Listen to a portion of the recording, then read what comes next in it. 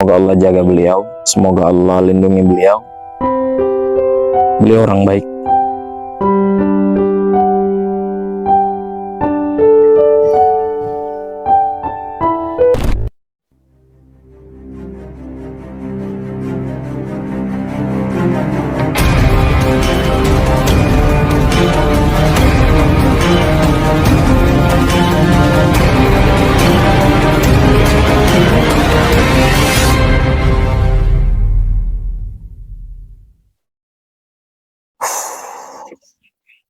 Oke, assalamualaikum warahmatullahi wabarakatuh. Alhamdulillah, jadi di belakang saya ini, teman-teman, ini adalah Masjid Islamic Center Madaniyah, Pasangkayu, Sulawesi Barat. Nah, di video kali ini saya ingin bercerita tentang kisah mualaf saya. Sebenarnya sudah pernah saya bahas di akun saya, akun YouTube saya yang satu. Hanya saja akun itu bermasalah. Dan sepertinya saya harus buat ulang lagi video ini, dan memang ada beberapa yang harus diperbaiki dari video itu, sehingga itu menjadi alasan saya untuk membuat video ini, video yang terbaru ya. Jadi tujuan saya membuat video ini adalah untuk memotivasi teman-teman yang beragama Islam, terkhusus bagi teman-teman yang lahir dalam keluarga Islam, sehingga dengan menonton video ini, saya harap teman-teman yang lagi bersantai-santai dengan agama, bahwasanya di belakang sana atau di luar sana, termasuk saya sendiri, adalah orang-orang yang tidak santai dengan agama. Orang-orang yang awalnya adalah benar-benar merintis, benar-benar mencari tahu sampai memilih untuk meyakini bahwa agama Islam adalah agama yang benar. Di samping banyaknya teman-teman muslim yang santai-santai dengan agama, santai-santai dalam hal sholat tentunya, di belakang sana, di luar sana, termasuk saya sendiri, mungkin ada orang-orang yang harus sembunyi-sembunyi untuk sholat, harus menyembunyikan identitasnya untuk melaksanakan sholat. Jadi betapa berharganya waktu kalian yang mungkin kalian sekarang bebas untuk melaksanakan itu, lantas kalian bersantai-santai, namun ternyata di luar sana ada orang yang benar-benar kejar-kejaran waktu, kejar-kejaran kesempatan untuk bisa melaksanakan sholat hanya untuk mempertahankan agama Islam. Jadi itu tujuan saya membuat video ini. Tujuan yang kedua adalah supaya teman-teman yang mungkin sekarang lagi tengah mencari tahu tentang Islam, mungkin belum mengambil keputusan, hanya ingin mempelajari lebih jauh lagi tentang Islam, sehingga dengan adanya video ini, insya Allah saya berharap bahwa teman-teman sekalian yang mungkin sedang mencari akan mendapat hidayah dari Allah. Entah mungkin akan memilih Islam ataupun balik dengan agama yang sebelumnya. Allahu a'lam, hanya engkau yang tengah mencari, dan hanya Allah yang bisa menentukan apa yang akan terjadi ke depannya. Jadi teman-teman, dulu itu waktu saya SD ya. Waktu saya SD itu benar-benar seorang anak kecil yang culun, anak kecil yang cupu, anak kecil yang benar-benar kurang sekali, anak kecil yang benar-benar jarang sekali berinteraksi dengan teman-teman yang lain. Tapi kalau dibilang nggak punya teman sih nggak juga.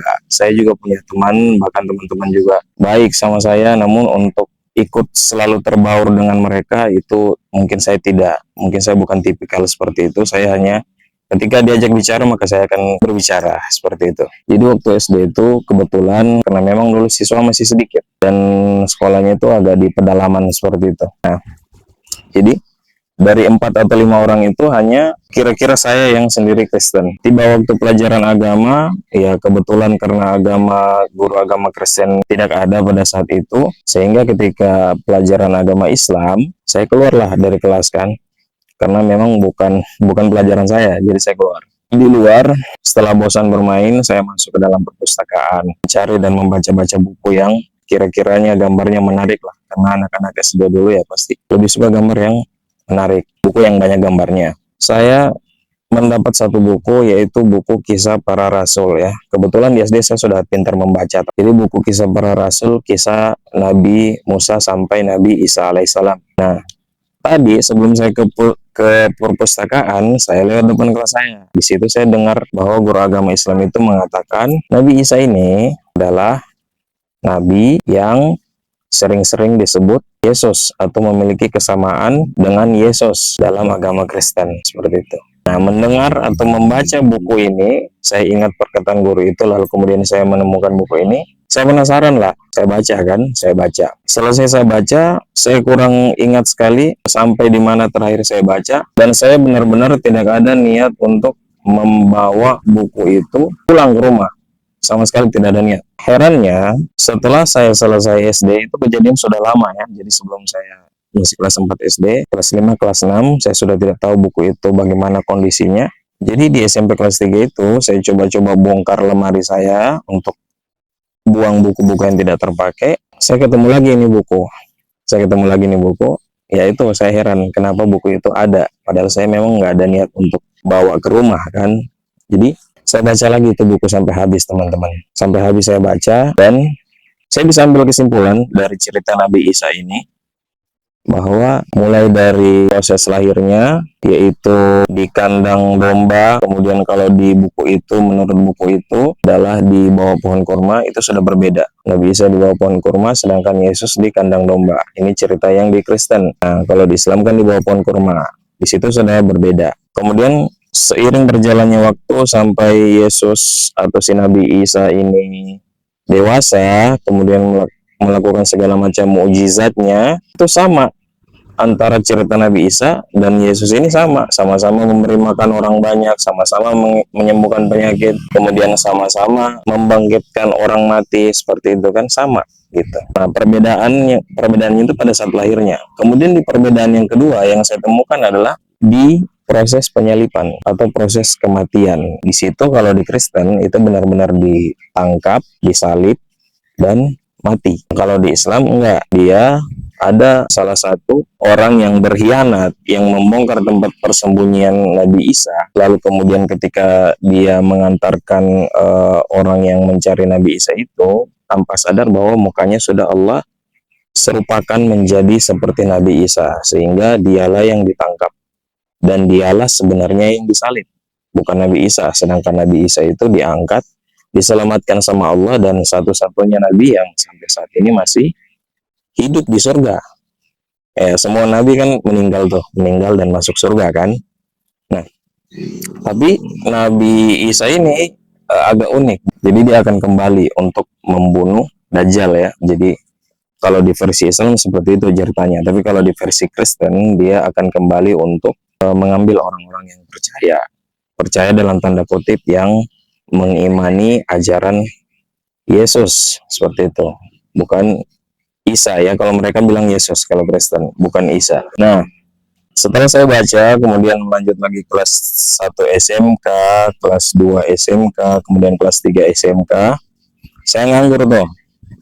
Setelah kelas 3 SMK kan teman-teman sudah masuk kuliah, saya nganggur. Saya nganggur 1 tahun, dan saya ketemu sama bos tempat saya bekerja selama 1 tahun itu. Jadi bosnya ini Kristen juga, teman-teman, dan baik sekali, sangat baik.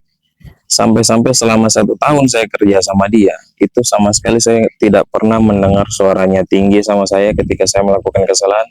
Dia Kristen, dan Kristen benar-benar Kristen yang baik, dan Kristen yang paling terbaik lah menurut saya selama saya ketemu sama teman-teman atau ketemu sama orang-orang yang Kristen. Menurut saya dia yang paling baik, karena di setiap dia pergi ke gereja, ada fasilitas-fasilitas gereja yang kurang, itu dibelikan sama dia dengan cuma-cuma, dikasih gratis untuk kenyamanan jemaat-jemaat gereja, seperti itu. Nah, saya ikutlah sama dia selama 1 tahun kerja. Akhirnya ketika 2017, saya ada keinginan mau kuliah. Tapi ada penawaran juga nih dari bos saya yang Kristen ini. Katanya sih kalau mau ikut ke Kalimantan, dia butuh orang yang seperti saya, supaya dia tidak susah untuk melatih orang-orang lain.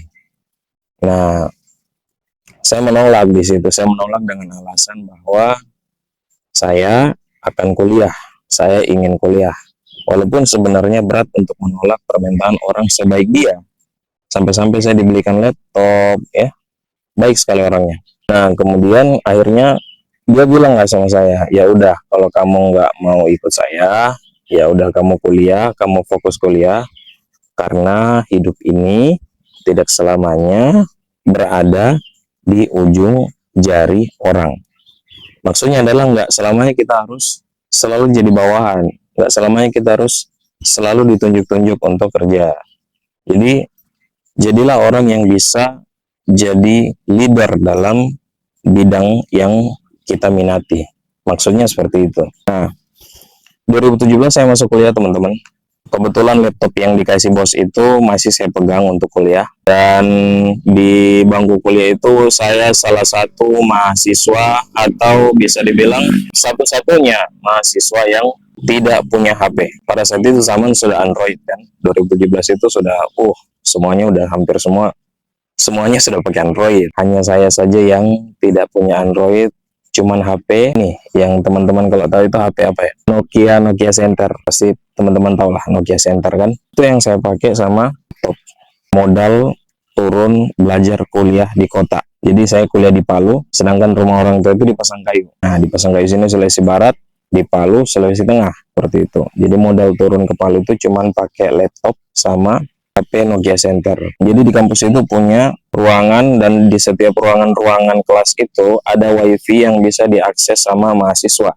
Jadi kelas 1 punya wifi sendiri, kelas 2 punya wifi sendiri.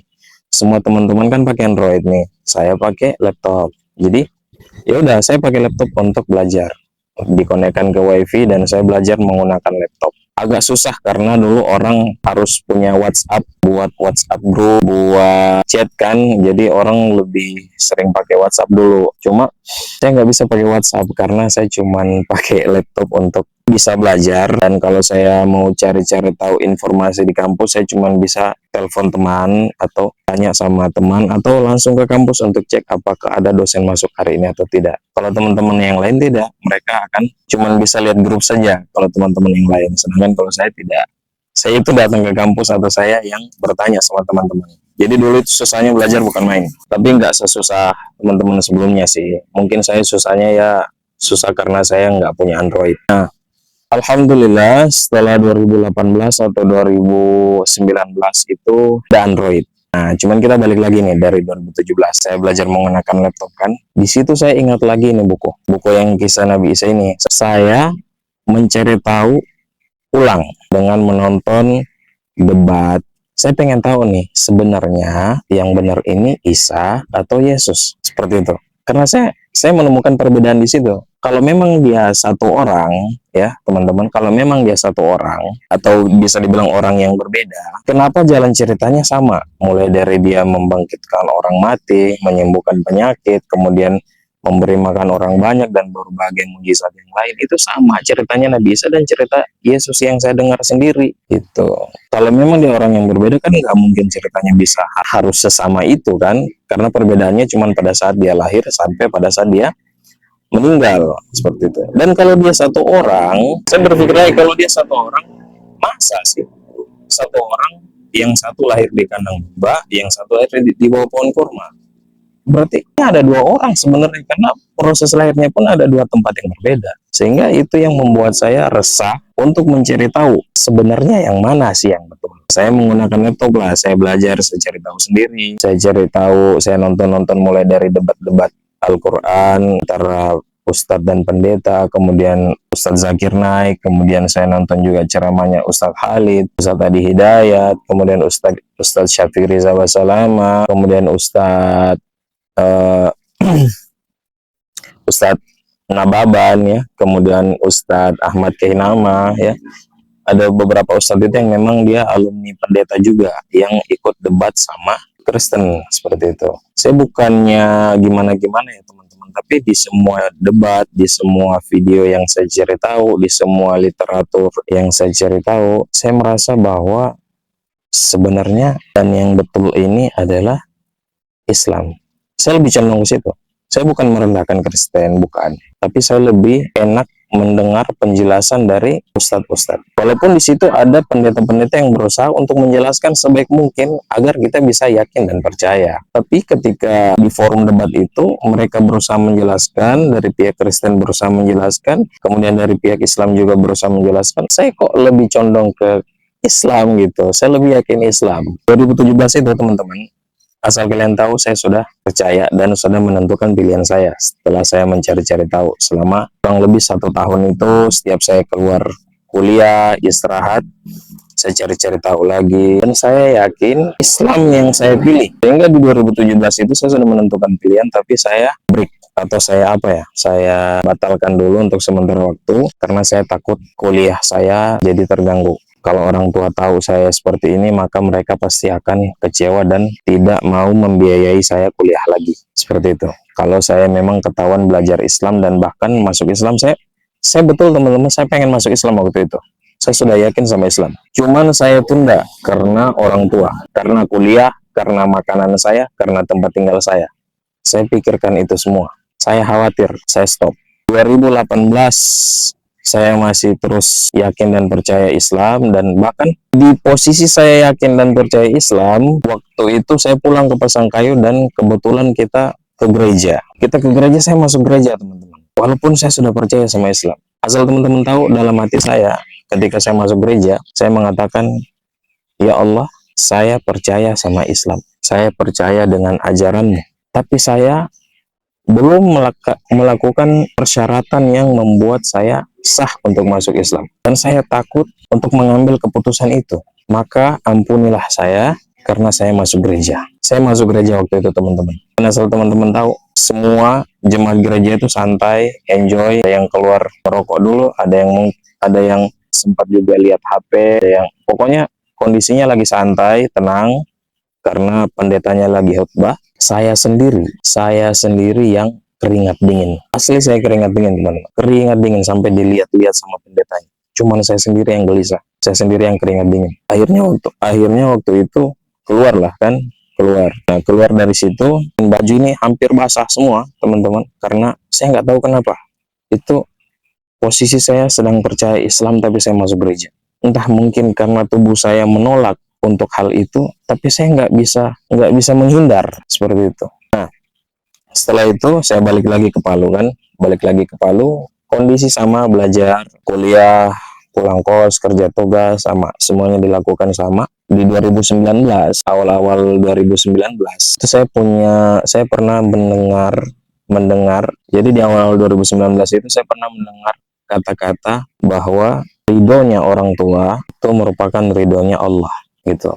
Itu ceramah pendek kalau nggak salah ya, versi Islam. Ridhonya orang tua itu adalah ridhonya Allah gitu. Nah, di situ saya bingung dan saya bertanya sama teman saya yang Islam. Saya bertanya sama teman saya yang Islam. Kebetulan dia ada di dekat saya dan langsung saya tanya. Namanya Akbar. Beliau sekarang alhamdulillah sudah bekerja di Saudi. Semoga Allah jaga beliau karena ya Allah kirim beliau untuk salah satunya karena beliau adalah salah satu orang yang Allah kirim untuk membuat saya jadi seperti ini.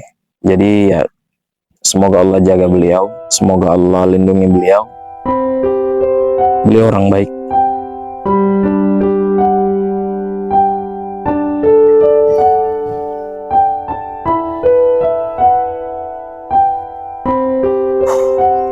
Beliau orang baik, beliau yang membantu saya untuk menemukan titik terang dari semua ini.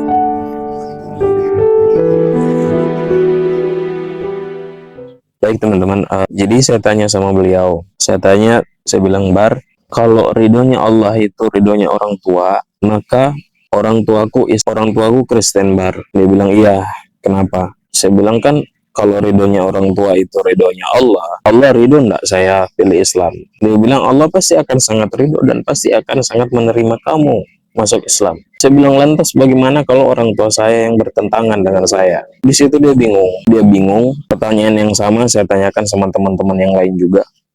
Sama, mereka bingung. Alasannya mereka ya karena orang tua kamu Kristen. Jawaban itu saya masih belum puas. Akhirnya saya pending lagi, kemudian kita bahas yang lain lagi. Masih di 2019 ya.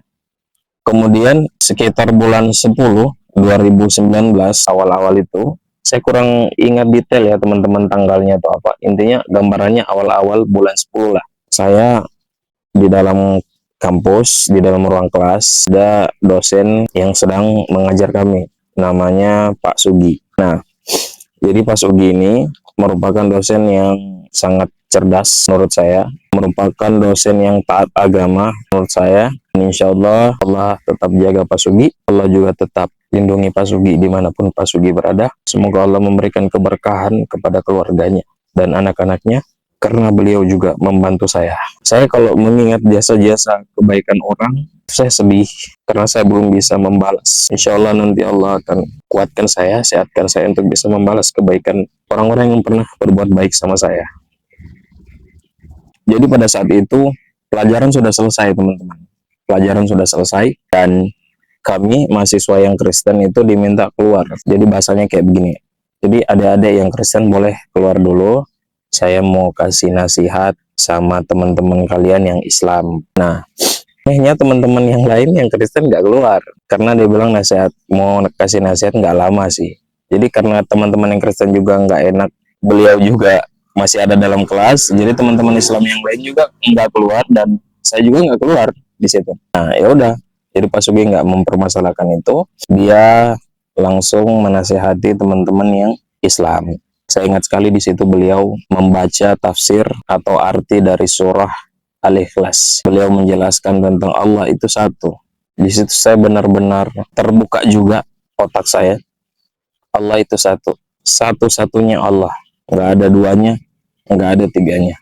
Yang kedua, beliau mengatakan bahwa Allah itu tidak beranak dan tidak pula diperanakkan. Jadi Allah itu tidak punya ayah, tidak punya ibu, dan juga Allah itu bukan makhluk, tapi Allah yang menciptakan makhluk. Penjelasannya seperti itu. Kemudian selanjutnya, segala sesuatunya itu bergantung sama Allah. Siang, malam, ya, kemudian angin, tumbuh-tumbuhan, makhluk hidup, segala sesuatunya itu bergantung sama Allah, dan Allah sudah mengatur itu. Kemudian yang terakhir dibahas adalah, dan Allah itu tidak setara dengan sesuatu apapun, tidak sama dengan sesuatu apapun, sehingga itu menjadi alasan bahwa Allah tidak nampak dan tidak pantas bagi seorang manusia membayang-bayangkan atau menggambarkan wujud Tuhannya, termasuk Allah, tidak pantas seperti itu. Di situ saya benar-benar yakin bahwa Tuhan yang Islam sembah ini ya memang benar-benar Tuhan yang murni gitu. Ya sudah, akhirnya dari dakwah yang singkat tadi itu pelajaran selesai, kemudian kita keluar semua duduk di depan kelas, kemudian saya bilang lah sama dosen itu, kan saya ketemu sama dosen itu, saya bilang sama dia pas-pas di depan kelas, saya bilang, Pak, saya mau masuk Islam, tapi saya khawatir dengan keluarga saya kalau mereka tahu. Saya khawatir kampus saya, kuliah saya, uang makan saya, kos saya khawatir dengan itu semua, Pak. Makanya saya dari 2017 sampai sekarang saya pending, saya tahan keinginan saya itu. Akhirnya dosen itu juga bilang, tunggu dulu, kita cari solusinya dulu seperti apa. Dan si Akbar ini tadi, dia tahu ada satu organisasi di Palu, entah dia tahu dari mana, dari FB, Facebook, dia tahu bahwa ada salah satu organisasi yang di Palu yang menaungi mu'alaf, membantu mu'alaf, membina mu'alaf.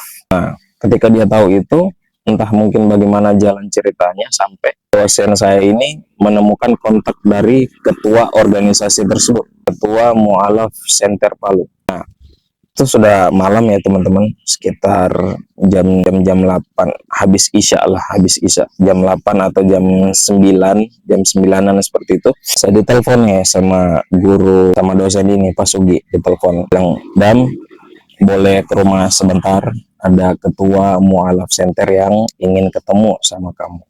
Saya kaget kan, wah ini dapat kontaknya dari mana ya begitu. Apakah mungkin Pak Sugi ini sudah ketemu sama ketuanya, atau mungkin sudah hubungi ketuanya untuk bisa bicara sama saya. Tapi ya bagus lah gitu, saya bisa langsung ketemu sama orangnya seperti itu. Akhirnya saya datang ke rumahnya, ketemu sama beliau, namanya Koh, ya dipanggil Koh karena ya beliau ada keturunan Cina juga gitu. Jadi namanya itu Koh Jeffrey Gunawan. Akhirnya saya bicara lah sama beliau. Beliau datang sama wakilnya namanya Bang Yono. Dia tanya sama saya, dia bilang, kamu benar masuk Islam? Saya bilang ya iya, cuman saya terkendala di biaya kuliah saya nanti gimana. Kalau ditahu tempat tinggal saya gimana, kalau orang tua tahu saya masuk Islam, mungkin mereka akan memutus semua itu. Uang makan saya gimana, itu yang saya khawatirkan. Tapi kok bilang sama saya, dia bilang, kami akan bantu kamu. Yang penting kamu sungguh-sungguh mau masuk Islam. Islam ini banyak, kami pasti akan bantu kamu. Dia nggak bilang mualaf center, enggak. Dia bilang, insya Allah kami bisa bantu kamu. Kami Islam ini banyak, luas, dan kami pasti bisa bantu kamu. Yang penting kamu berani. Kami akan lindungi kamu. Yang penting kamu siap untuk masuk Islam. Saya bilang kalau saya siap, saya siap. Seperti itu. Jadi dia bilang, ya udah, kamu tahu nggak? Ajal itu nggak ada yang tahu. Kamu tahu orang yang mati dalam keadaan tidak beriman kepada Allah, tidak beriman kepada Islam, menurut pandangan Islam, saya tegaskan yang menurut pandangan Islam, orang yang meninggal yang tidak beragama Islam itu akan kekal di neraka. Karena saya juga sebelumnya pernah belajar Islam dan saya percaya bahwa ajaran-ajaran Islam ini ajaran-ajaran yang logis dan masuk akal, dan ajaran-ajaran yang penuh dengan tata tertib Quran, seperti itu. Jadi karena saya takut ya, saya takut mungkin besok-besok saya nggak tahu ini saya bakal meninggal. Jadi kalau saya tunda terus kayaknya mungkin nggak bagus juga gitu. Jadi ya sudah, karena saya nggak mau meninggal dalam keadaan tidak beriman, tidak dalam keadaan Islam, maka karena saya juga sudah percaya sama Islam, maka saya memutuskan malam itu ya udah kita gas langsung syahadat. Syahadat, saya dipandu sama Bang Yono untuk wudhu, kemudian selesai wudhu, saya lanjut ke dalam ruangan lagi di rumahnya Pak Sugi itu, duduk dan melakukan prosesi syahadat tadi. Alhamdulillah syahadatnya lancar, dan ya habis itu kita peluk-pelukan, kemudian kita selesai dari situ balik lagi ke rumah masing-masing, dan di situ benar-benar syahadat malam itu benar-benar syahadat yang membuat jantung saya berdebar. Asal teman-teman tahu, sebelumnya saya sudah pernah coba-coba sendiri, entah itu di motor, entah itu di tempat mana saya lagi jalan naik motor, saya coba-coba sendiri loh. Saya coba-coba sendiri, saya sudah pernah coba-coba sendiri untuk syahadat itu. Tapi beda dengan malam ini. Sebelumnya saya sudah pernah sering coba-coba syahadat sendiri, kayak asyhadu an la ilaha illallah wa asyhadu anna muhammadar rasulullah. Saya sudah sering coba-coba itu, tapi masalahnya di malam itu benar-benar beda. Apa mungkin karena benar-benar saya sudah mengambil keputusan ya kayaknya. Jadi ada posisi deg-degan, berdebar, kemudian agak ada merinding-merinding sedikit, nggak tahu, aneh pokoknya. Tapi setelah itu selesai syahadat lega, akhirnya saya sudah resmi, sudah sah masuk Islam di situ. Nah, cerita setelah memeluk Islam ini, waduh, luar biasa juga teman-teman. Jadi setelah saya masuk Islam, kemudian saya malam ini saya syahadat, besok malamnya itu saya disunat. Dan yang bayarkan ongkos biaya sunat saya, biaya sunat itu mahal loh sekarang. Kalau dulu kan biaya sunat itu biaya sunat itu kan sudah modern ya, sudah pakai laser kayak gitu. Dan tarifnya sudah lebih mahal. Jadi tarif sunat yang saya malam itu dibayarkan sama, wallahu alam sih, apakah digratiskan sama perawat yang muslim itu atau dibayarkan sama Pak Sugi. Jadi gitu, Pak Sugi kontak sama perawat itu, kemudian perawat yang muslim itu datang, disunat, dieksekusi lah saya di kos saya. Jadi saya break atau istirahat, izin selama 3 hari dari kampus, kemudian setelah 4 harinya saya masuk ke kampus, dan ketika tiba waktu sholat, saya ikut sholat sama teman-teman yang lain. Teman-teman yang lain agak kaget sih, yang belum tahu kabarnya kan, tapi si Akbar ini sudah tahu, dosen Pak Sugi juga sudah tahu. Cuma teman-teman yang lain itu yang kaget, kok tiba-tiba saya langsung masuk ke yang musola gitu. Saya sholat. Ya, kalau soal sholat sih, sebelumnya juga saya sudah belajar. Sebelum syahadat itu saya sudah belajar. Bahkan saya belajarnya itu di depan C, teman-teman. Di depan WC. Jadi kos saya itu sempit. Kosan saya itu sempit. Jadi pas ada space depan WC itu, di situ saya belajar sholat. Saya bilang di situ nama Allah. Allahu Akbar. Ya Allahu liman hamidah. Saya belajar sholat tengah malam, teman-teman. Kenapa saya belajar di depan situ bukan di kamar saya? Karena di kamar saya ada teman saya yang Islam, dan saya malu ketahuan sama dia.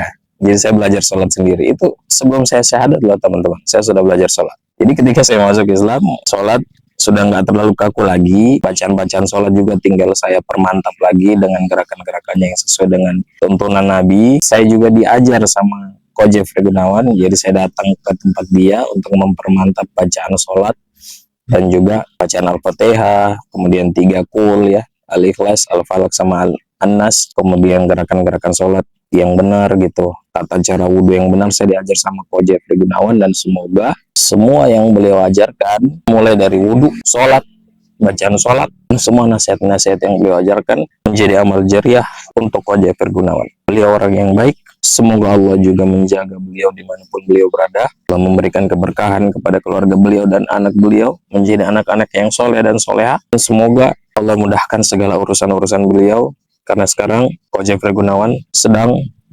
memegang tanggung jawab yang besar, yaitu organisasi Mualaf Center Palu yang dulu sekarang sudah mencangkup ruang kerja yang lebih besar, yaitu berubah menjadi tingkat provinsi Mualaf Center Sulawesi Tengah. Jadi lebih luas lagi ruang lingkupnya. Semoga Allah jaga beliau dimanapun beliau berada, termasuk ustadz-ustadznya, Ustadz Ahsan, kemudian Bang Sihab, Bang Yono, Om Ozi yang pernah juga bareng sama kita sama-sama, dan semua teman-teman Mualaf Center yang saya sayang, yang baik sama saya, yang membuat saya berubah sampai saat ini, sehingga dimanapun saya ditempatkan, alhamdulillah Allah masih jaga hati saya untuk tetap melaksanakan sholat. Mereka adalah orang-orang yang Allah kirim, orang-orang yang luar biasa, yang membuat saya sampai seperti ini.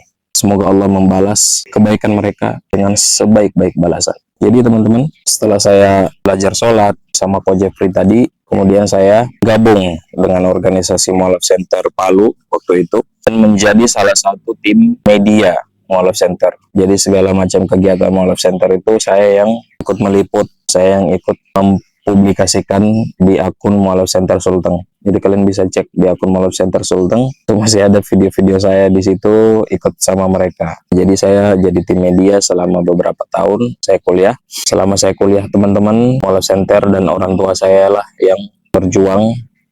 Tapi waktu orang tua saya mengetahui saya masuk Islam, di situ benar-benar stop segala biaya, sehingga Mualaf Center lah yang ikut peran membantu biaya kuliah saya sampai selesai, kemudian membantu uang kos saya, uang bayar kos, kemudian uang jajan saya juga dibantu, dan ilmu saya juga diberi. Saya ikut kajian Islam, kemudian ikut juga kegiatan-kegiatan membantu korban-korban bencana. Semuanya saya lakukan, insya Allah menjadi pemberat amal kebaikan saya di akhirat nanti, dan juga teman-teman yang lain. Jadi untuk saat ini saya sudah keluar dari organisasi Mualaf Center Sulteng Sulawesi Tengah, tapi untuk komunikasi saya juga masih sering komunikasi dengan beliau, dengan Ko Jeffrey, teman-teman yang lain juga, dan tidak ada masalah antara kita. Dan memang saya keluar dari Mualaf Center Sulteng karena kesibukan kuliah kemarin, saya tidak bisa aktif lagi di media karena kesibukan kuliah saya kemarin juga, sehingga saya harus mengundurkan diri atau saya keluar dari Mualaf Center Sulteng.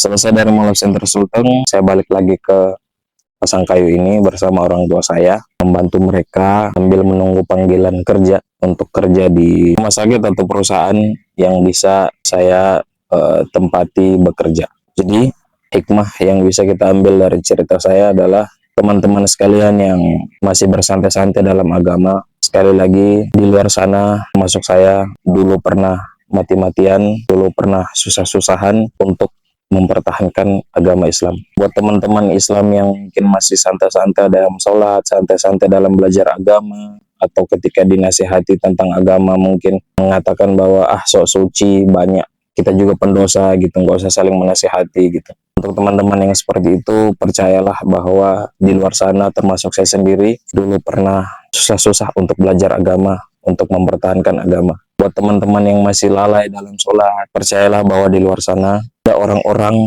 termasuk saya sendiri, yang dulu sembunyi-sembunyi sholat di kebun supaya tidak ketahuan sama orang tua, hanya untuk melaksanakan sholat yang tidak sampai 5 menit, atau mungkin 5 menit, nggak lama. Jadi manfaatkan sebaik-baiknya waktu kalian, manfaatkan sebaik-baiknya kesempatan kalian di saat kalian berada di dalam Islam. Semoga Allah menjaga apa yang kita yakini sampai saat ini, dan semoga Allah juga melindungi orang-orang yang berada di Palestina, menguatkan mereka, dan mengalahkan musuh-musuh yang sampai saat ini terus membumi hanguskan Palestina. Kita sama-sama berdoa untuk semua kebaikan ini. Semoga Allah jabah doa kita. Saya minta maaf apabila di dalam video saya ada yang kurang, di dalam video saya ada yang tidak sempat saya sebutkan, di dalam video saya ada yang menyinggung perasaan teman-teman yang Islam maupun yang Kristen. Ini adalah keputusan yang saya ambil, dan saya berharap tidak ada masalah ketika video ini saya upload. Sekali lagi terima kasih sudah menonton. Barakallahu fikum. Assalamualaikum warahmatullahi wabarakatuh.